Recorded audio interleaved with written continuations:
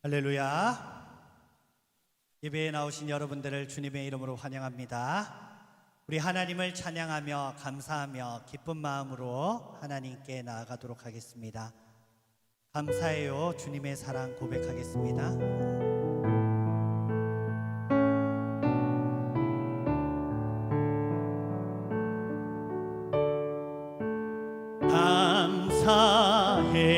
감사해요.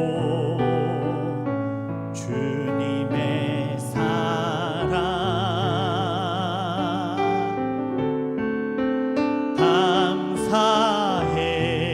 감사해요.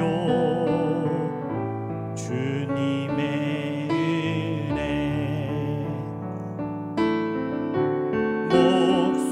목소리 높여 주님을 영원히 찬양해요. 나의 전부이신 나의 주님. 감사해요. 주님의 사랑 감사해요. 주님의 사랑 감사합니다. 주님의 은혜 감사해요. 주님의 은혜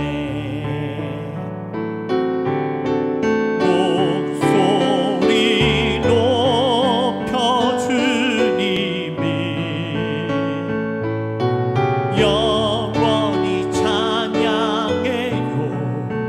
나의 전부이신 나의 주님. 할렐루야. 사랑하는 나의 아버지 이름 높여 드립니다. 영광 돌리겠습니다.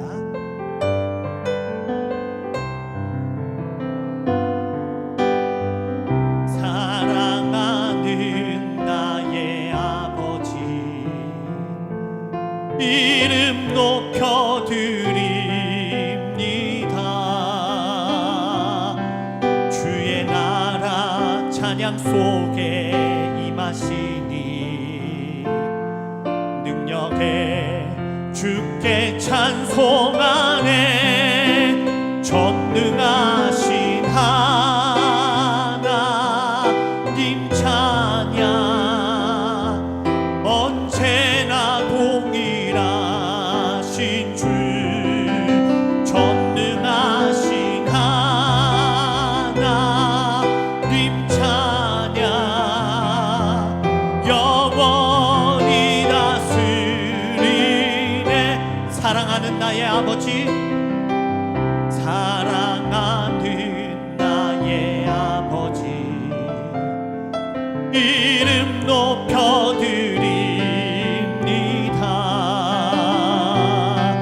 주의 나라 찬양 속에 임하시니 능력에 주께 찬송하네. 전능하신 하나님 찬양 언제나 동일하신 주 전능하신 하나님 찬양 영원히 다스리네. 나 주의 이름 높이리. 나 주의 이름 높이리. 나 주의 이름 높이리. 하늘 높이 올린 깃발처럼 주의 이름 높이리. 전능하신 하나님 찬양 언제나 동일하신 주 전능하신 하나님 찬양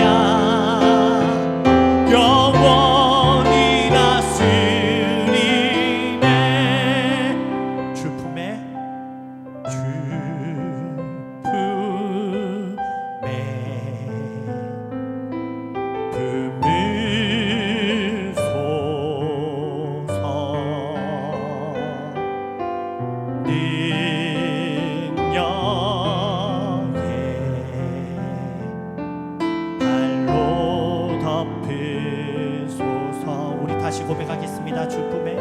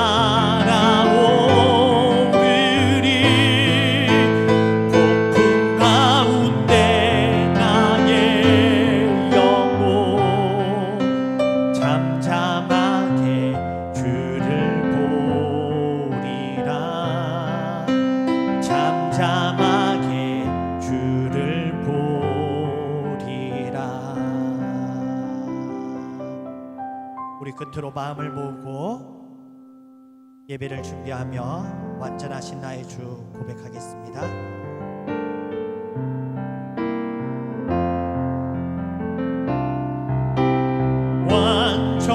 완전하신 나의 주 그의 길로 날 인도하소서. 행하신 모든 일 주님의 영광 다 경배합니다. 예배합니다. 찬양합니다. 주님만 날 다스리소서. 예배합니다. 찬양합니다. 주님 홀로 높임 받으소서. 예배합니다. 예배합니다. 찬양합니다. 주님만 날 다스리소서. 예배합니다. 찬양합니다.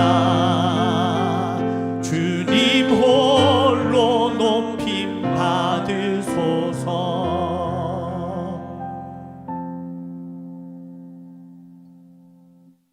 어느 반주에 맞추어서 기도하심으로 우리 주일 2부 예배 하나님께 올려드리겠습니다.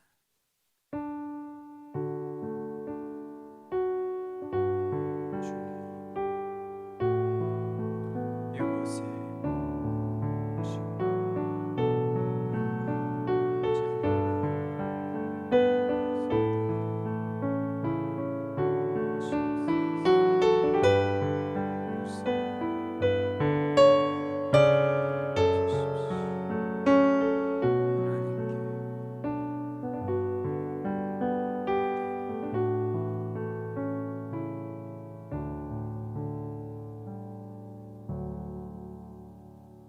찬송가 421장입니다.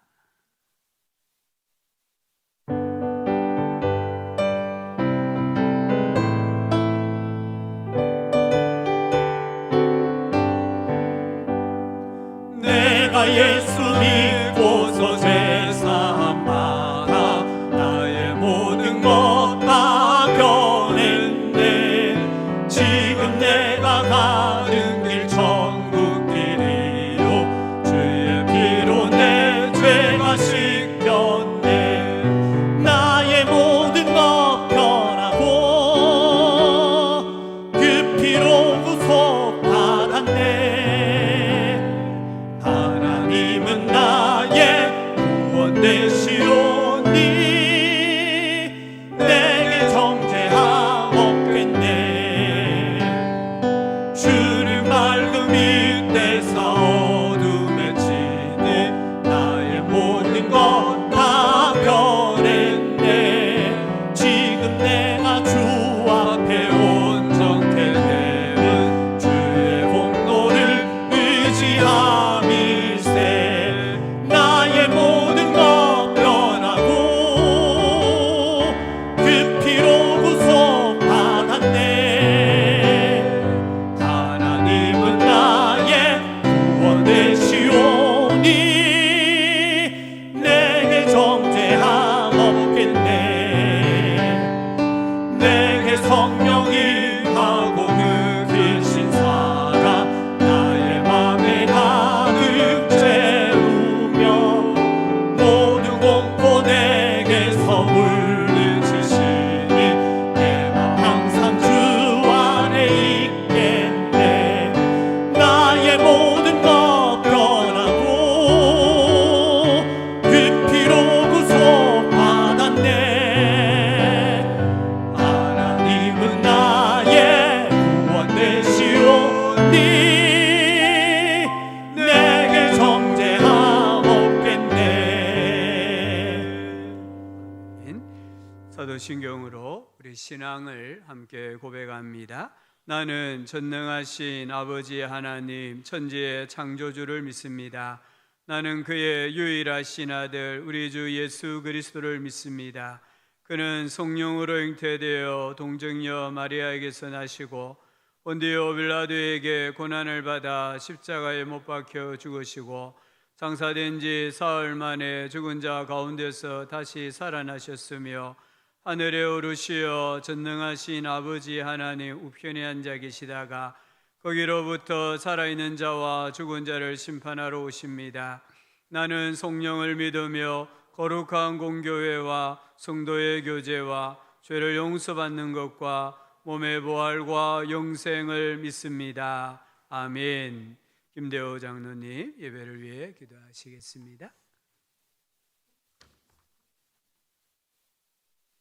천지와 만물을 창조하시고 주관하시는 하나님 아버지의 크신 은혜와 사랑을 진심으로 감사드립니다. 오늘도 부족한 우리들을 하나님 자녀 삼아주시고 거룩한 예배로 불러주심을 감사드립니다. 이 시간 믿음과 진실한 마음으로 삼위 하나님을 예배합니다. 하늘로부터 만복과 새 힘을 내려 주시옵소서. 한 주간의 부족한 허물을 십자가 앞에 내려놓습니다. 우리의 죄를 용서하시고 도말하시며 십자가 보혈로 정결하게 하여 주시옵소서. 성령 하나님 안에서 새롭게 하시고 성령 하나님의 인도하심을 따라 살게 하여 주시옵소서. 범사에 감사하며 겸손하고 온유하며 맡은 바 본분을 기쁨으로 섬기게 하여 주시옵소서. 전능하신 하나님 오늘 우리의 예배 가운데 임재하여 주시옵소서. 믿음의 눈을 열어주사 하나님의 영광을 보게 하시고 주님을 만나고 모든 영광을 돌려드리는 예배가 되게 하여 주시옵소서. 코로나 바이러스로 말미암아 전 세계가 신음하고 있습니다. 경제적 어려움과 교육적 어려움과 외교적 어려움이 산적해 있습니다.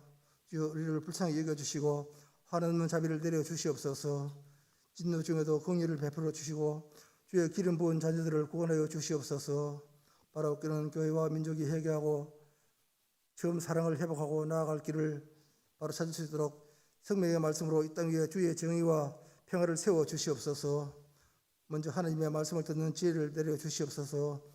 감사와 찬양이 마르지 아니하고 기도의 중보가 그치지 않게 하여 주시옵소서. 주님만 의지하고 바라며 모든 것을 믿음으로 맡기고 살아가게 하여 주시옵소서. 우리 교회에 있는 한우들을 불쌍히 여겨 주시옵소서. 보혈의 능력으로 예수 그리스도의 이름 권세로 깨끗이 치료함을 받게 하여 주시기 바라고 원하옵나이다. 우리 교회가 위기 속에서 더욱 빛나는 모범이 되게 하여 주시기 바라고 원하옵나이다.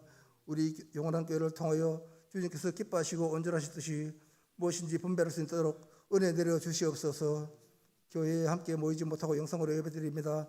비록 부족한 환경일지라도 정성을 다해 예배할 때에 동일한 은혜와 감동이 되게 하시고 영상으로 예배하지 못하는 지체들을 불쌍히 여겨 주시기 바라고 원하옵나이다. 모든 군속들의 가정마다 복을 내려 주시옵소서. 우리 교회의 자녀들을 말씀 안에서 믿음 안에서 잘 양육하게 하여 주시기 바라고 원하옵나이다. 특별히 하나님 말씀을 전하시는 목사님을 성령 충만하게 하여 주시옵소서. 영육의 강건의 복으로 축복하여 주시고 하나님의 크신 말씀을 선포할 때에 큰 은혜의 시간 되게 하여 주시기 바라고 원하옵나이다. 이 시간 예배의 모든 영광을 오직 하나님께 영광 돌리게 됩니다. 삼위 하나님 홀로 영광 받아 주시옵소서. 이 죄인 아무 공도 없으나 예수님 이름으로 기도드리옵나이다. 아멘.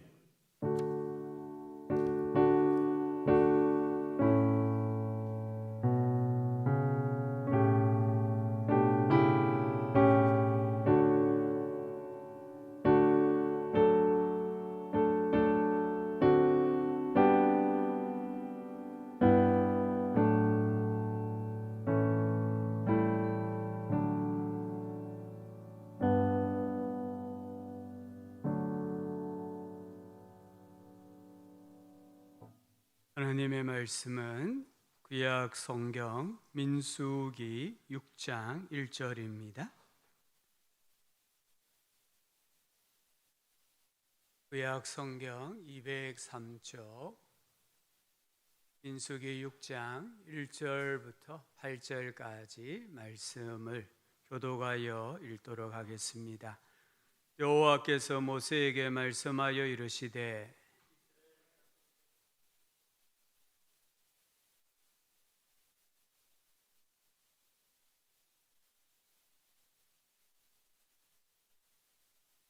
포도주와 독주를 멀리하며 포도주로 된 초나 독주로 된 초를 마시지 말며 포도즙도 마시지 말며 생포도나 금포도도 먹지 말지니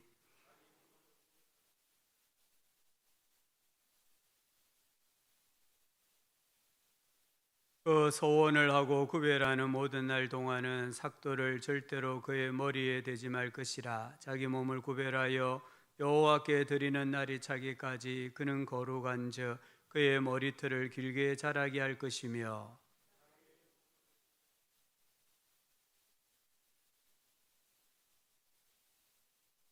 그의 부모 형제 자매가 죽은 때에라도 그로 말미암아 몸을 더럽히지 말 것이니 이는 자기의 몸을 구별하여 여호와께 드리는 표가 그의 머리에 있음이라.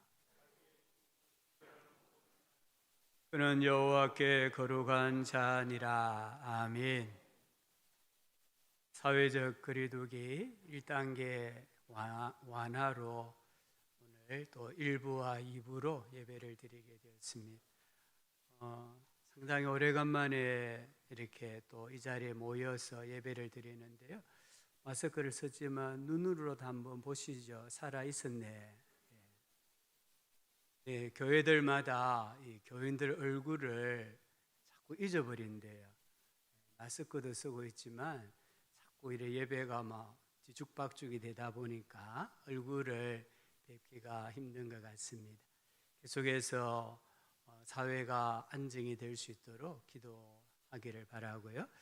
지난 한 주간은 인생의 이 일생을 다 경험했습니다. 우리 성도님 가정에 자녀가 결혼하고 아이를 낳아서 출생을 보았고요.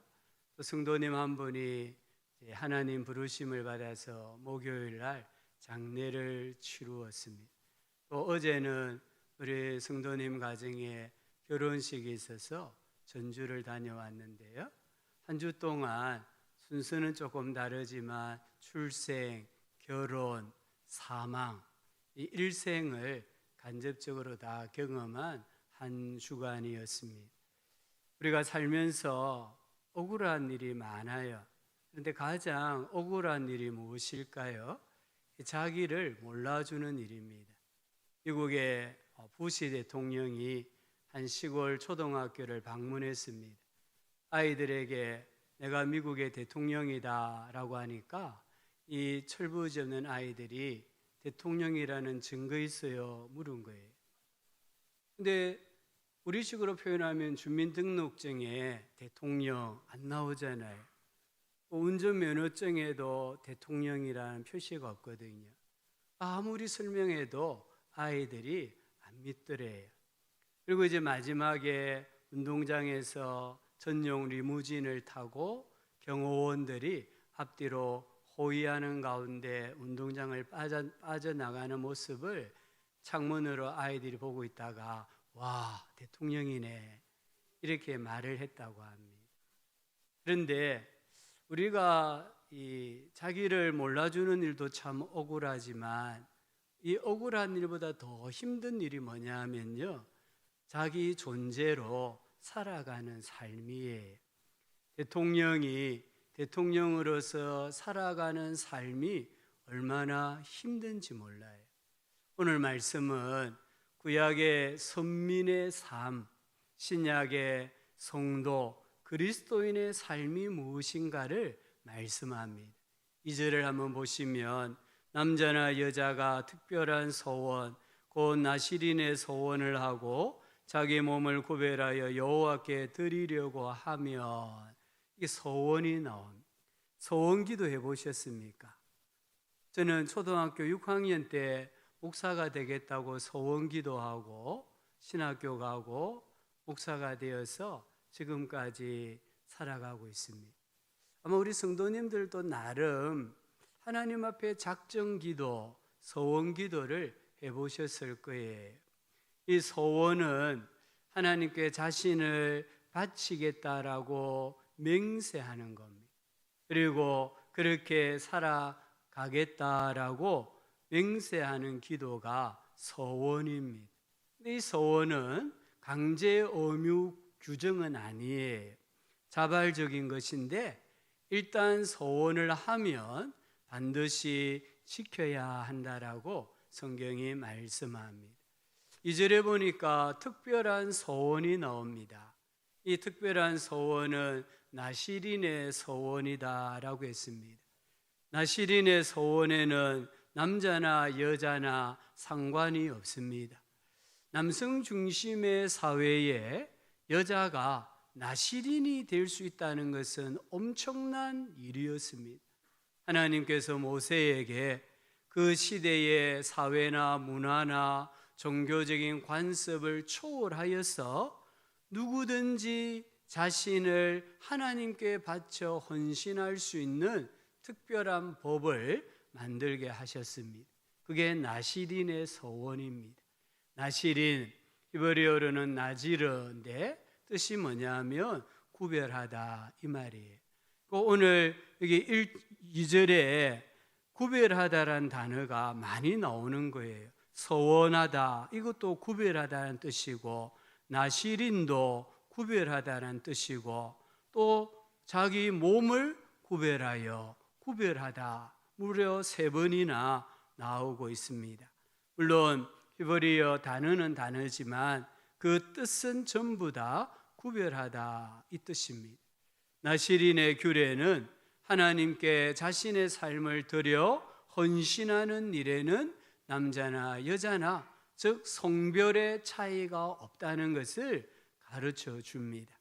나는 여자니까, 나는 어떠한 제약에 걸려 있으니까, 인습이나 관습에 매여 있으니까 나는 이 일을 못할 거야, 나는 하나님께 헌신할 수 없을 거야, 이렇게 생각하지 말라라는 거예요.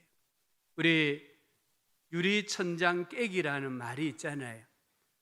이런 사회적인 편견이나 또는 관습 때문에 우리 여성들이 오르지 못하는 그런 지위나 직급이 있습니다. 그걸 유리천장이라고 합니다. 근데 지금은 이 유리천장을 많이 깨고 있잖아요. 군대도 여자 군인이 별을 처음으로 달았잖아요. 준장. 그러니까 유리천장을 깨었다 이렇게 말하잖아요. 미국에서도 여성이 이렇게 아주 고위 공무원이 된다든지, 우리 한인이 정말 특별한 일을 하면 유리천장을 깨었다, 이런 표현을 씁니다.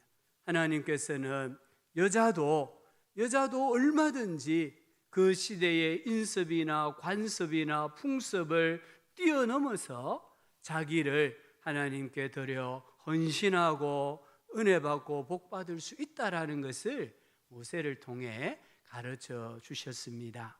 오늘 4절, 5절, 6절, 8절에 똑같은 말이 반복되어 나옵니다. 자기 몸을 구별하는 모든 날 동안에는, 이 나시린은 하나님, 제가 나시린으로 한 달을 살겠습니다, 이렇게 기도하는 사람도 있었고요, 어떤 사람은 7년, 어떤 사람은 평생을 나시린으로 살겠다고 소원을 했습니다.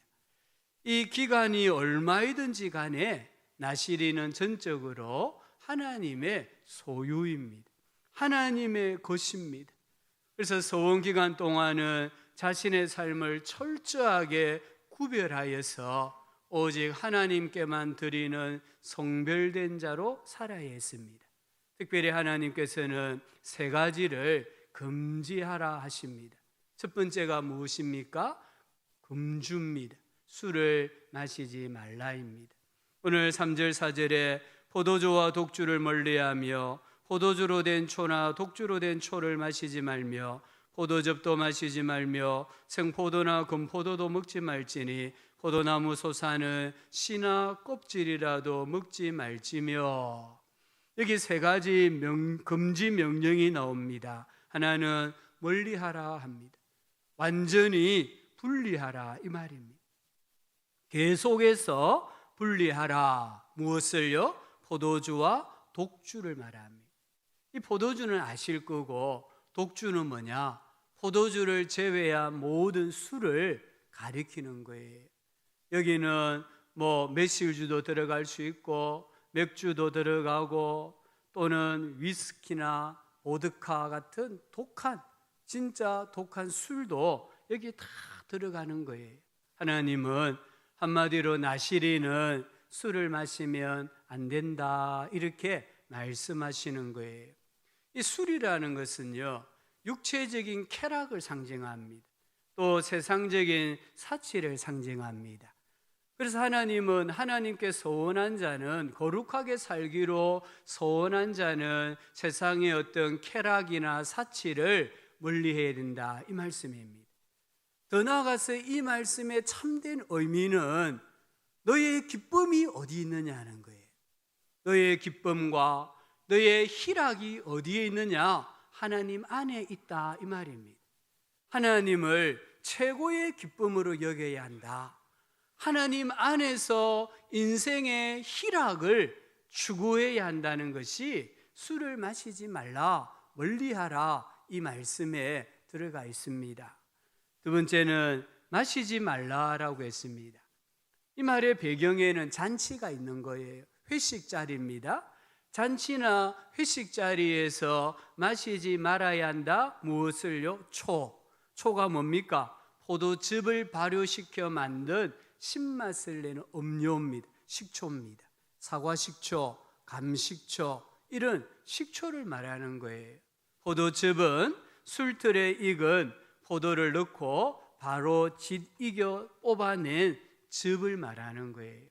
이 초와 포도즙은 잔치자리라도 함께 축하하고 축복해 줄 흥겨운 자리에서조차라도 마시면 안 된다, 이렇게 말씀하고 계시는 거예요.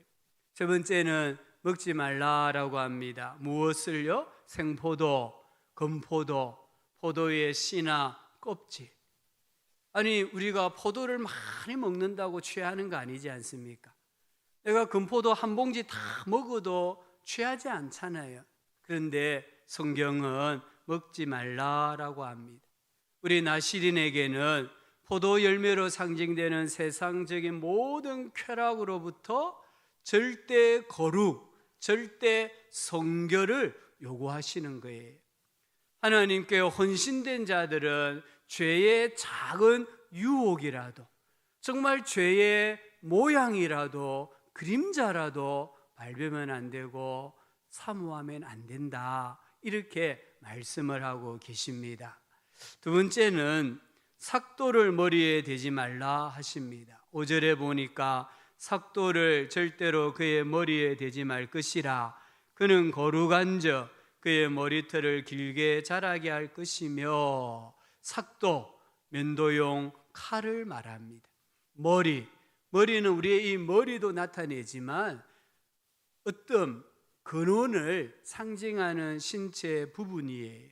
그래서 이 말씀을 다르게 번역하면 그 사람의 머리 위에 면도칼이 결코 지나다니도록 하지 말라. 머리를 자르면 안 된다 이 말입니다.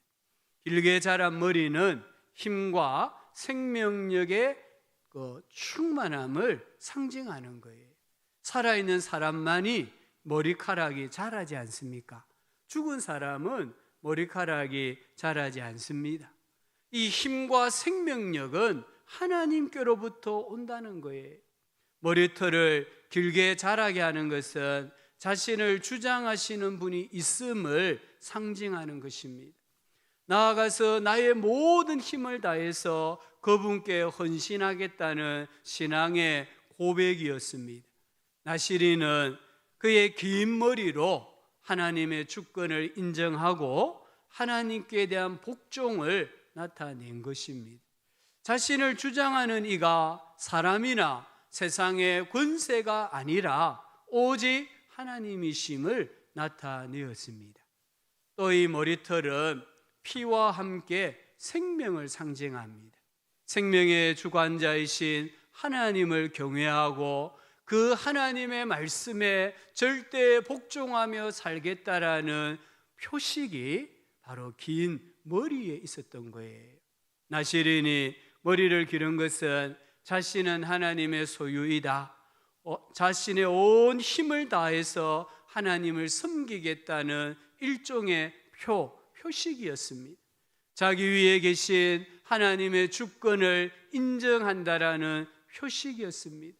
오직 하나님만 경배하고 하나님만 나의 생명과 힘의 유일한 권원이심을 인식하고 나의 모든 힘을 다해 하나님을 위하여 살아가겠다라는 의지의 표현이 긴 머리였습니다. 그래서 머리털을 밀지 말라라고 말씀하는 거예요. 세 번째는 시체를 가까이 하지 말라라고 하십니다. 오늘 6절과 7절에 보면 자기 몸을 구별하여 여호와께 드리는 모든 날 동안은 시체를 가까이 하지 말 것이요 그의 부모, 형제, 자매가 죽은 때에라도 그로 말미암아 몸을 더럽히지 말 것이니. 왜 하나님께서는 시체를 만지면 안 된다, 시체를 가까이 하면 안 된다라고 말씀하십니까? 시체는 죽은 사람의 흔적이에요. 죽은 사람의 모양이에요. 죽음은 어디서 왔습니까? 죽음은 죄로부터 오는 거예요. 성경에 죄의 삭은 사망이다. 죽음은 죄의 결과고 이 죽음의 흔적이 뭐냐면은 시체거든요. 그래서 시체를 만진다는 것은 죄를 짓는다는 거예요. 시체를 가까이 한다는 것은 죄를 가까이 한다, 이런 의미입니다.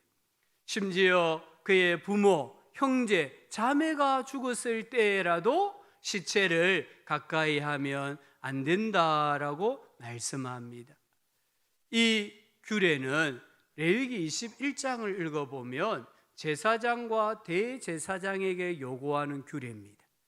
제사장은 시체를 가까이 하면 안 됩니다. 그런데 부모, 형제, 자매가 죽었을 때에는 시체를 만져도 되고 가까이 해도 돼요.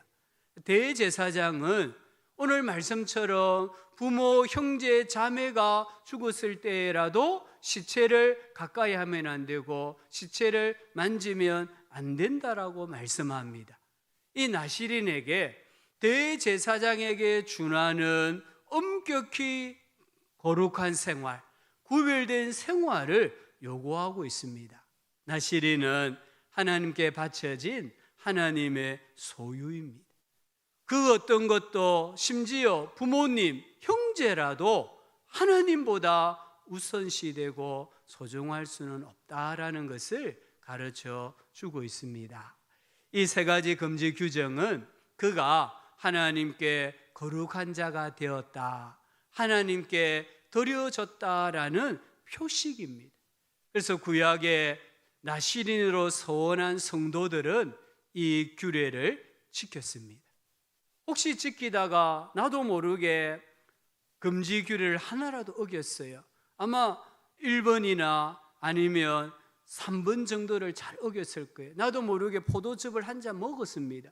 그럼 어떻게 해야 됩니까? 하나님 앞에 회개의 제사를 드리고 다시 처음부터 해야 돼요. 지금까지 해왔던 거는 도루묵이고 다 처음부터 첫날부터 해가 다시 또 시작해야 돼. 그만큼 엄격하게 하나님이 말씀하시는 것을 볼 수가 있습니다. 우리 그리스도인은 신약 시대의 나시린입니다. 우리 모두는 나시린의 삶으로 부름을 받았습니다. 다만 꼭 기억하셔야 될 것은 이 세 가지 규정은 구원과는 상관이 없습니다. 이걸 지킨다고 구원받고 못 지킨다고 구원 못 받는 그게 아닙니다. 이 세 가지는 죄와는 상관없습니다. 포도주를 드신다고 죄 짓느냐? 아닙니다. 금포도를 먹는다고 죄가 되느냐? 그것도 아닙니다. 이 규례는 죄나 구원이나 그런 것과는 상관이 없습니다. 다만 나는 하나님의 사람입니다. 이것을 세상에 나타내는 표식이었다는 거예요. 오늘 우리가 나는 그리스도인입니다, 나는 크리스찬입니다라는 표식을 가지고 세상에 살아야 한다라는 것을 말씀을 합니다. 우리가 영적 나시린으로 살아가기 위해서 가장 힘써 알아야 되는 것은 나의 신분입니다. 나의 신분을 알아야 합니다. 나시린의 규례는 말씀드렸던 것처럼 제사장, 대제사장에게 요구하는 규례였습니다. 구약 시대에는 신분에 따라 하나님께 가까이 할 수 있는 거리가 철저하게 정해졌습니다. 아무나 하나님께 가까이 할 수 없습니다. 그러면 죽습니다. 그 기준은 지성소입니다. 지성소에는 법궤가 있습니다. 곧 하나님이 계신다 이 말입니다. 이 지성소를 기준으로 해서 가까이 할 수 있는 신분이 딱 정해졌습니다. 지성소에 들어갈 수 있는 사람은 대제사장 한 사람입니다. 그것도 1년에 하루 딱 들어가서 하나님을 배웁습니다. 그리고 성소에 들어갈 수 있는 사람들은 제사장입니다. 이 성소문, 뜰과 성소를 구별한 이 문 앞까지 올 수 있는 사람은 레위인들입니다. 그리고 일반 평민 남자들은 뜰에까지만 올 수 있었고, 이 성전의 문 밖에는 이방인들이 있는 거예요. 하나님께서는 철저하게 당신에게 다가올 수 있는 사람을 구별해 놓으신 거예요. 어떤 의미에서 나시린은 평민일 수 있습니다. 그런데 하나님께서는 평민에게도 대제사장의 버금가는 거룩함과 성결함을 요구하십니다. 제사장은 성전에서 주로 활동합니다.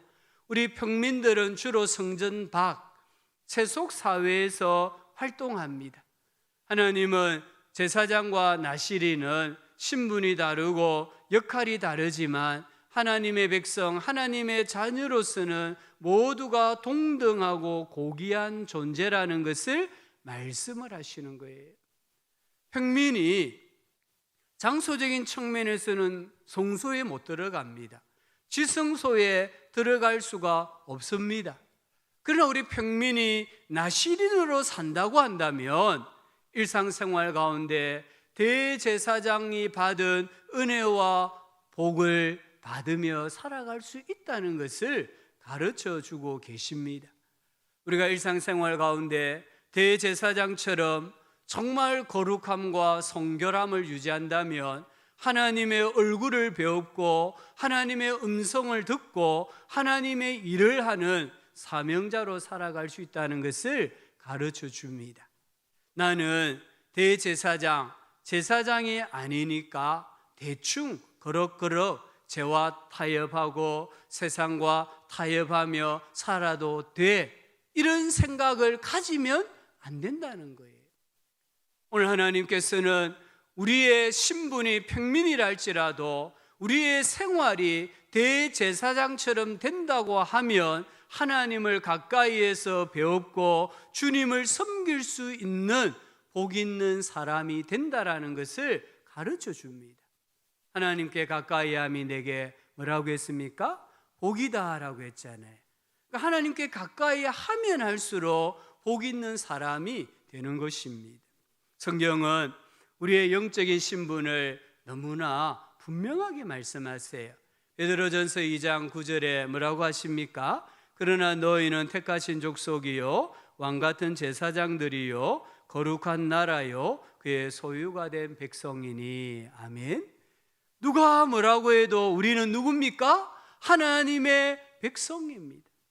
누가 뭐라고 해도 우리는 왕같은 제사장입니다. 우리는 정말 왕같은 권위를 가지고 제사장처럼 하나님 사랑, 이웃 사랑을 실천하면서 살아가는 고귀한 존재입니다. 우리는 하나님이 보실 때에 모두 언약 백성으로서 고귀하다라는 것을 꼭 기억을 하셔야 됩니다.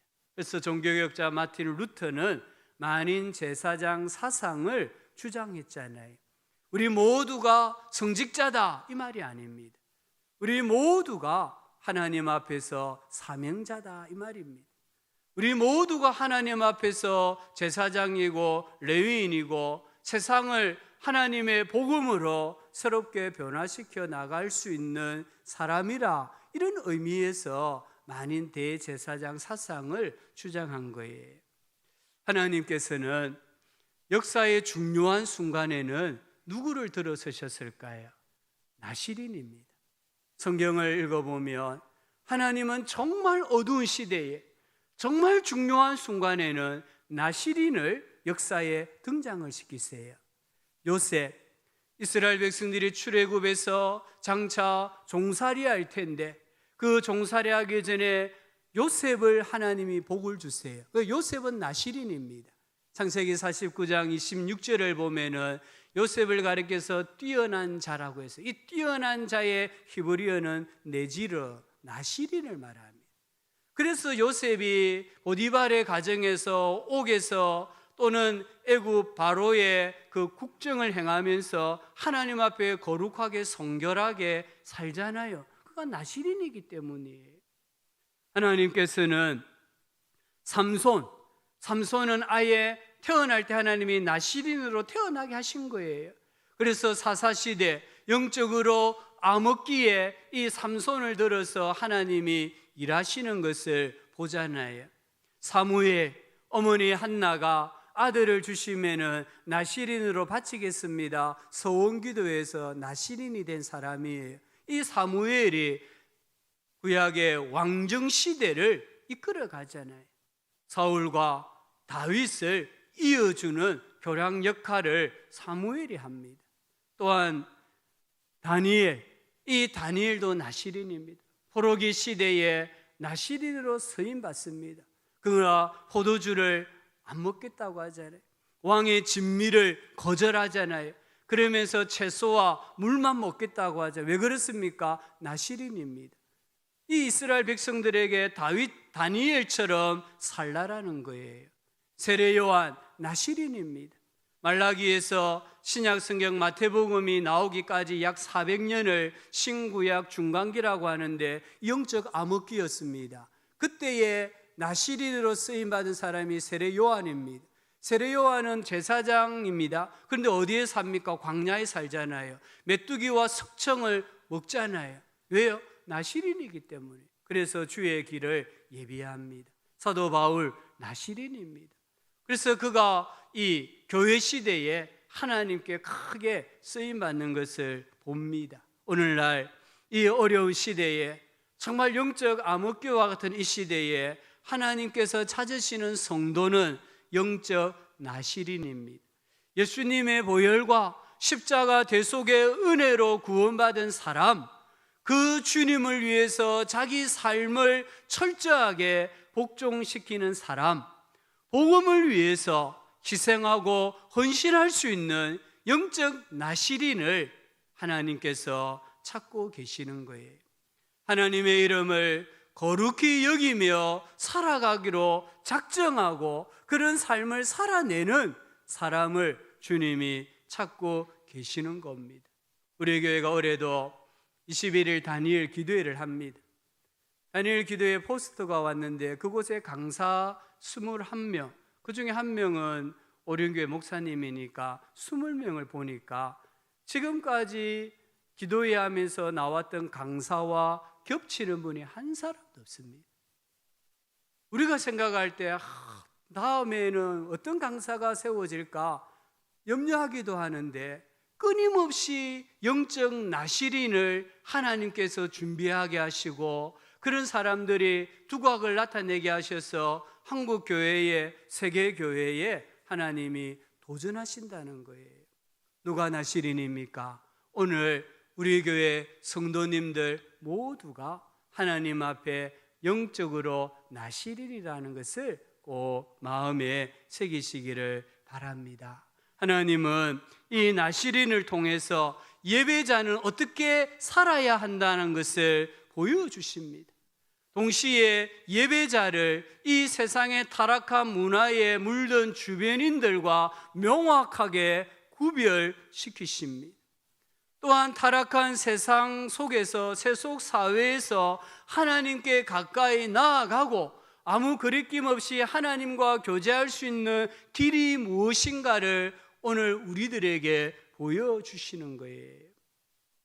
구약의 백성들은 술을 마시지 않으므로 포도나무와 관계되는 것을 일체 먹지 않으므로 머리털을 깎지 않으므로 시체를 가까이 하지 않으므로 우리는 하나님의 백성입니다. 우리는 하나님의 백성답게 살아가는 성도입니다라는 것을 세상에 증거했다는 거예요. 신약에 오늘 우리들은 무엇입니까? 우리 나시린의 삶의 기준은 명확합니다. 로마서 12장 1절입니다. 그러므로 형제들아, 내가 하나님의 모든 자비하심으로 너희를 권하노니 너희 몸을 하나님이 기뻐하시는 거룩한 산 제물로 드리라. 이는 너희가 드릴 영적 예배니라. 우리의 삶의 기준이 명확하잖아요. 하나님을 기쁘시게 합니다. 하나님이 기뻐하시는 삶, 그게 영적 나시린으로서 성도의 삶의 기준이라는 겁니다. 다니엘이 앞서 말씀드렸던 것처럼 왕이 지정한 음식과 포도주를 거절하잖아요. 그리고는 뜻을 정하고는 왕이 주는 음식과 포도주 대신에 10일 동안 채소를 먹고 물만 먹겠다고 하잖아요. 그리고 얼굴을 비교해 보십시오. 1장 21절에 보면은 다니엘은 고레스 왕 원년까지 있으니라 무려 70년 동안 고위 공무원 생활을 했다는 거예요. 비결이 어디에 있습니까? 채소만 먹었습니까? 물만 먹었습니까? 아닙니다. 하나님을 기쁘시게 했기 때문입니다. 하나님을 기쁘시게 하는 삶의 기준이 명확했고 그렇게 살았기 때문에 다니엘은 70년 포로 생활 동안 거뜬하게 살 수 있었고 그의 사명을 감당할 수 있었던 거예요. 미국의 역사상 가장 영향력 있는 목사와 신학자가 누구냐면 조나단 에드워즈라는 분입니다. 이 조나단 에드워즈는 18살에 회심을 체험합니다. 거듭남을 체험합니다. 그리고 20살에 자신이 평생 실천하며 살아갈 삶의 좌우명을 7개의 결심문으로 만들어요. 그리고 매일 일기를 쓰면서 나는 이 70개의 결심문대로 살아가고 있는가를 점검을 했다고 해요. 그 결심문 중에 몇 가지를 한번 보면요. 첫 번째가 나의 전생애 동안 하나님의 영광과 나 자신의 행복과 유익과 기쁨에 세상에 도움이 되는 것이면 무엇이든지 하자. 이게 첫 번째 결심문입니다. 네 번째는 하나님의 영광에 도움되는 것이 아니면 영혼에 관계된 것이든지 육체에 관계된 것이든지 또는 적든지 많든지 간에 어떤 것이라도 절대로 하지 말자. 20번째, 먹고 마시는 것은 엄격하게 절제하며 살자. 22번째, 내가 생각할 수 있는 그리고 내가 할 수 있는 모든 나의 힘, 능력, 활력, 열심, 적극성을 다하여 가능한 한 천국에서 많은 행복을 누릴 수 있도록 노력하자. 좀 건너뛰어서 45번째를 보면 신앙에 도움되는 것이 아니면 그 어떤 것에도 절대로 쾌락이나 고통, 기쁨이나 슬픔 등을 느끼지 말자. 어떤 감정도, 조금의 감정도 품지 말자. 그리고 그런 것과 관련된 어떤 환경도 만들지 말자. 46번째, 부모님에게 어떠한 걱정이나 심려도 끼쳐드리지 말자. 가능한 한 말이나 눈동자에 전혀 내색을 하지 않도록 해서 그런 결과가 생기지 않도록 하자. 그리고 특히 가족 중에 누구에 대해서도 존경심을 가지고 그렇게 하도록 조심하자. 마지막으로 내가 하는 모든 말이 다른 사람에게 유익이 되도록 하자. 이런 70개의 결심문을 20살에 만든 거예요. 그리고는 평생을 지키며 살았다고 합니다. 이 한 사람의 영적 나시린의 삶이 얼마나 그 후손들에게 복이 됐는지 모릅니다. 2014년 통계에 보면 그의 직계 후손이 873명이라고 합니다. 그 가운데 대학 총장 12명, 교수 65명, 의사 60명, 성직자 100명, 군인 75명, 저술가 85명, 변호사 100명, 판사 30명, 공무원 80명, 하원의원 3명, 상원의원 2명, 미국 부통령 1명, 그리고 260명이 평범한 신앙인으로 지냈다라는 통계가 있습니다. 하나님께서 영적 나시린의 삶을 얼마나 기뻐하시는가를 우리에게 보여주는 겁니다. 하나님은 우리들이 요셉처럼, 다니엘처럼, 조나단 에드워즈처럼 하나님의 이름을 거룩히 여기기로 뜻을 정하고 그 뜻대로 살아가기를 기대하고 계십니다. 하나님은 이 시대에도 영적 나시린의 삶을 소원하고 그렇게 살아가는 예배자, 성도를 찾고 계시는 거예요. 우리 성도님들 무엇을 결심하시겠습니까? 오늘 이 시대에 내가 성도라는 표식을 무엇으로 나타내시겠습니까? 한번 고민하고 기도하면서 정해보시면 좋겠습니다. 우리가 공통적으로 3가지를 우리의 결심으로 했으면 참 좋겠어요. 첫 번째는 희로애락의 기준입니다. 우리 성도님들 왜 우십니까? 왜 기뻐하십니까? 왜 춤추십니까? 왜 절망하십니까? 기준이 없으면요 괜시리 눈물이 나요. 기준이 없으면요 우울증에 빠질 수도 있습니다. 또 세상적인 것 때문에 웃다가 울다가 기분이 업이 됐다가 다운이 됐다 이래요. 오늘 말씀에 이 나시린에게 뭐라고 말씀합니까? 세상적인 기준으로 기뻐하면 안 된다는 겁니다. 세상적인 기준이 뭡니까? 술이잖아요. 이 술을 먹고 세상 사람들은 기뻐해요. 흥겨워해요. 그런데 나시린은 그러면 안 된다는 거예요. 나시린은 세상적인 기준을 가지고 슬퍼하면 안 된다는 거예요. 우리 부모, 형제, 자매가 천국 가면 슬프잖아요. 그런데 나시린은 슬퍼하면 안 된다는 거예요. 무슨 말입니까? 우리에게 기준이 있어야 된다는 거예요. 우리가 정말 살아가면서 기뻐하고 슬퍼하는 그 기준, 이 기준이 있으면은 내가 어떨 때는 자제해야 돼요. 어떨 때는 내 마음이 너무 아프고 다운이 돼 있지만 그 기준에 맞춰 봤을 때는 기뻐하고 즐거워해야 돼요. 그게 하박국이잖아요. 주의 구원으로 말미암아 내가 즐거워합니다. 내가 감사합니다. 이런 기준을 가지고 살아야 돼요. 우리 성도님들 한 번쯤 기도해 보시면서요, 정하시면 참 좋을 것 같아요. 두 번째는 물질 사용의 기준입니다. 성경은 물질 사용의 기준은 11조라고 말씀하세요. 말라기 3장 10절에 만군의 여호와가 이르노라, 너희 온전한 11조를 창고에 들여 나의 집에 양식이 있게 하고 그것으로 나를 시험하여 내가 하늘 문을 열고 너희에게 복을 쌓을 곳이 없도록 붙지 아니하나 보라라고 했습니다. 시험해 보라는 거예요. 여러분, 이 역사상 가장 부자가 누군 줄 아십니까? 록펠러라는 분이세요. 이분은 1839년에 태어나가지고요, 1937년에 이제 천국 가신 분이에요. 정말 가난한 가정의 평범한 아이로 태어났습니다. 그런데요, 하나님이 이 록펠러에게 어떤 재주를 주셨냐면 돈을 버는 재주를 주셨대요. 뭘 딱 보면 이게 돈이 된다는 걸 아는 재주를 주셨다는 거예요. 그래서 어렸을 때부터 이 돈 버는 일에 관심을 가졌대요.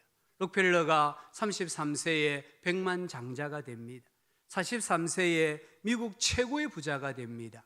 53세에 세계 최고의 부자가 됩니다. 어떻게 이 가난한 가정의 평범한 아이로 태어난 정말 흙수저잖아요. 이 록펠러가 어떻게 세계 최고의 부자가 되었고 아직도 그 기록이 깨어지지 않습니까? 그가 고백하기를 어렸을 때 어머니와 약속한 것을 지켰기 때문이라고 했습니다. 그가 어렸을 때 어머니와 약속했는데 98세에 죽기까지 한 번도 빠짐없이 그 약속을 지켰다는 거예요. 그 약속의 첫 번째가 11조를 해야 한다, 이거였다고. 11조 생활을 해야 한다.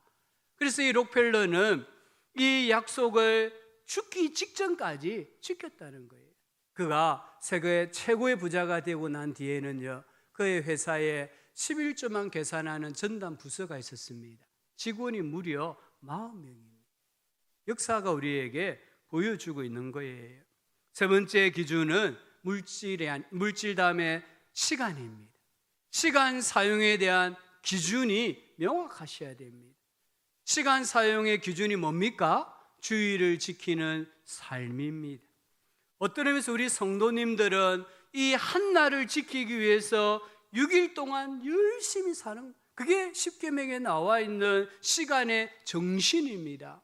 록펠러도 주일 예배는 본교에서 드려라, 이 어머니의 가르침을 평생 지켰어요. 링컨이 신앙생활 10계명을 나름대로 정했는데 첫 번째가 뭐냐면 나는 주일을 거룩하게 지키며 예배 생활에 힘쓸 것입니다 였다고 합니다. 여러분, 백화점 왕이라고 불리는 존 워너메이커, 조금 오래된 분입니다만은 미국 23대 대통령 벤자민 해리슨 대통령이 이분에게 최신부 장관직을 맡아달라고 제의했잖아요. 그때에 워너메이커가 한마디로 거절합니다. 거절한 이유는 뭐냐면요, 나는 주일 성수와 주일학교 교사로 봉사하는 일을 무엇보다 소중하게 생각합니다. 만약 장관직을 수행하는 일 때문에 주일 성수와 교사 일을 못한다면 받아들일 수 없습니다. 그래서 해리슨 대통령이 주일 성수와 주일학교 교사직을 계속할 수 있도록 약속을 한다는 이 다짐을 받고 나서 장관직을 수락했다고 합니다. 그리고는 매주 토요일 날 워싱턴에서 필라델피아 그의 모교인 베다니 교회까지 기차로 내려왔고 올라갔다는 거예요. 그가 4년 동안 장관직을 수행하면서 기차를 타고 움직인 거리가 무려 20만 킬로미터가 넘는다고 합니다.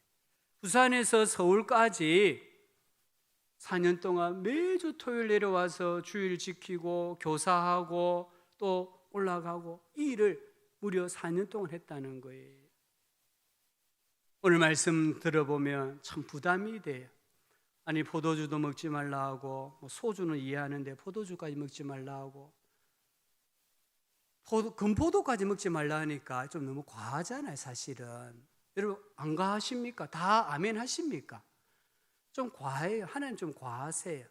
또 우리에게 물질의 기준, 시간의 기준, 에드워드처럼 뜻을 정하고 살아가야 된다. 너무 하나님 과하세요. 그런데요, 이렇게 한번 생각해 보세요.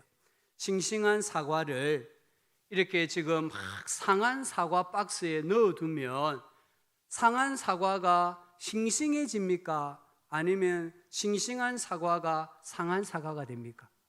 상한 사과가 돼요.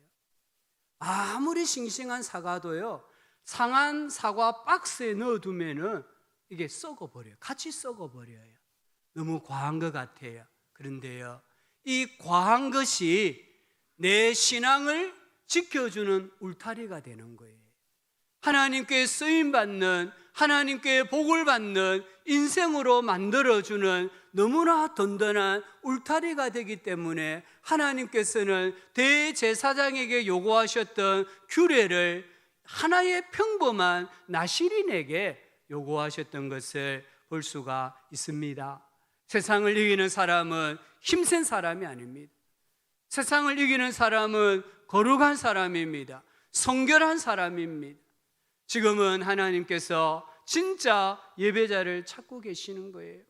나시린의 삶을 살아내고자 하는 예배자를 하나님이 찾고 계시는 겁니다. 이런 사람들은 시편 27편 1절에 여호와는 나의 빛이요 나의 구원이시니 내가 누구를 두려워하리요 여호와는 나의 생명의 능력이시니 내가 누구를 무서워하리요. 사람을 두려워하지 않는다는 거예요. 세상 권세를 두려워하지 않는다는 거예요. 마태복음 5장 16절은 이같이 너희 빛이 사람 앞에 비치게 하여 너희로 착한 행실을 보고 하늘에 계신 너희 아버지께 영광을 돌리게 하라. 우리가 좀 과하지만 이렇게 살아가려고 몸부림칠 때에 안 믿는 사람들이 하나님께 영광을 돌린다는 것입니다. 1세기의 그리스도인들은 어떤 사람들인지 아십니까? 책들을 읽어보면은 1세기의 그리스도인들은 제3의 족속이었다고 합니다. 제3의 족속입니다. 다르게 표현하면 별종이었습니다. 도저히 이해할 수 없는데 뭔가 영향력을 끼치는 사람들로 이방인들이, 불신자들이 인식했고 그들의 문헌에 기록을 해놓은 거예요. 지금은 정말 별종으로 하나님께 자신을 온전히 드려 거룩한 자로, 헌신된 자로 살아가는 성도를 세상은 찾고 있습니다. 하나님은 예비하고 계십니다. 우리 모든 성도님들 정말 예수 안에서, 진리 안에서 자유하지만 내가 그리스도인이라는 표식을 가지고 세상에 나가셔서 당당하게 나는 그리스도인입니다 선포하고 살아가심으로 하나님께 온전히 드려지는 인생, 하늘의 위로와 복을 받는 인생, 가문이 되시기를 주의 이름으로 축복합니다. 하나님 아버지, 오늘 우리가 성도가 되기를 원합니다. 세상이 왜 이래라고 한탄하고 한숨 짓는 것이 아니라 성도로서, 영적 나시린으로서 세상에 나아가서 살아갈 수 있도록 역사하여 주옵소서. 예수님 이름으로 기도합니다. 아멘. 찬송가 420장입니다. 너 성결기 위해.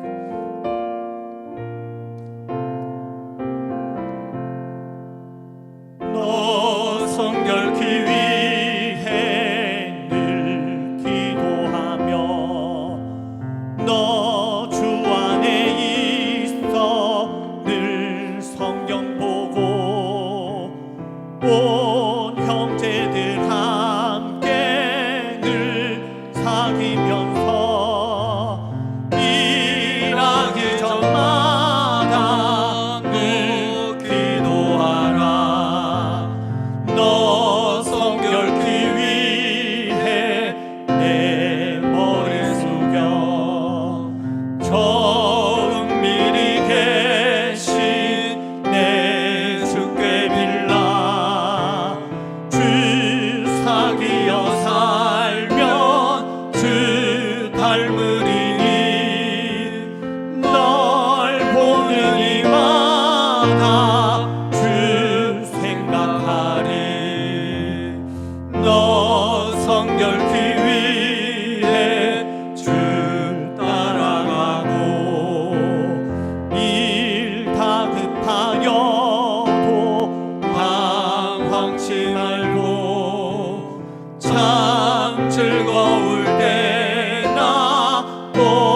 슬플 때나 너 주님만 믿고 늘 따라가라.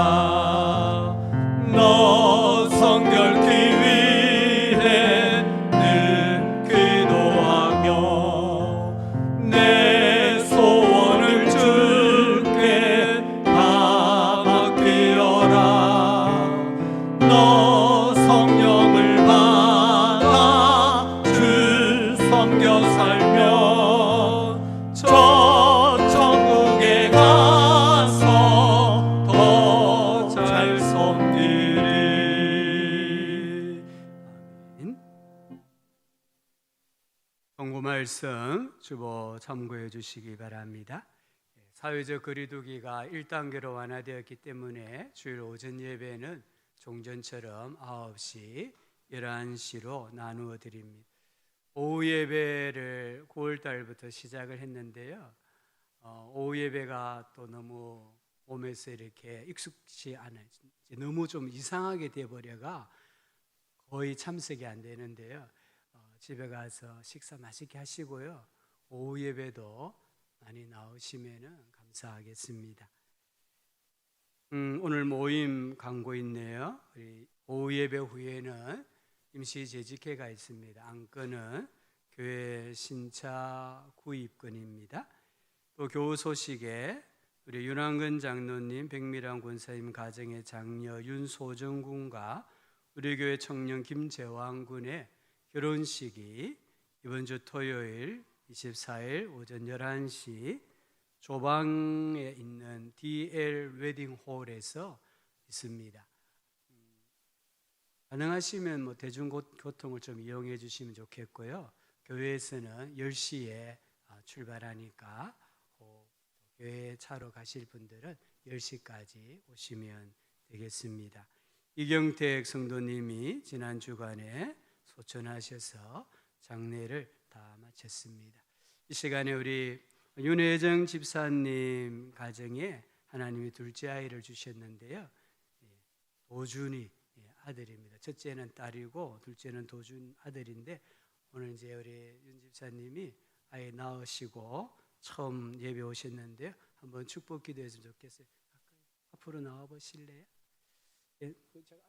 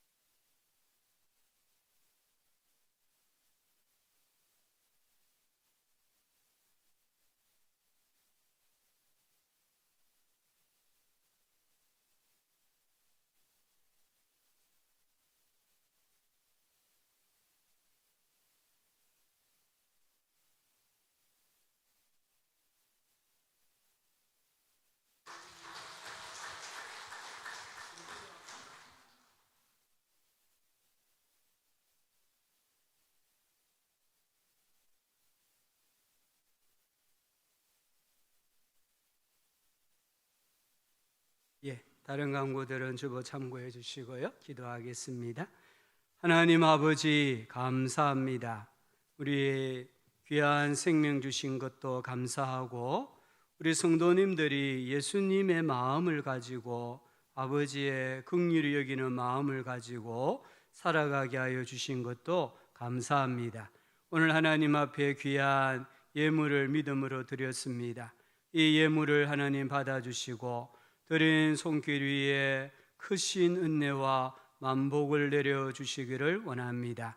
또 세상에서 살아갈 때에 참 힘든 지금 시기입니다. 지혜를 주시고 건강을 주시고 능력도 주셔서 넉넉히 이기게 하여 주시옵소서. 감사하고 예수님 이름으로 기도합니다. 아멘.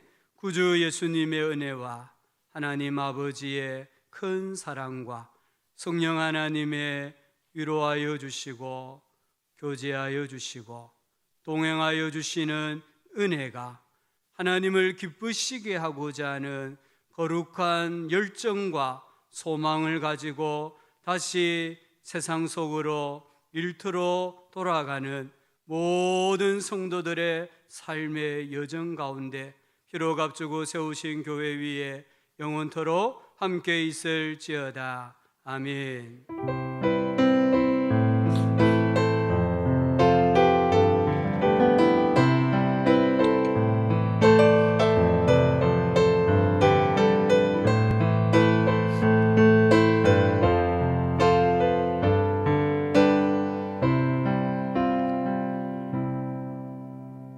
찬송가 191장 내가 매일 기쁘게 이 찬송 부르시고요. 참 오래간만에 얼굴 뵙는 분들도 계시니까요. 서로 또 목례하시고 그러면 좋겠습니다.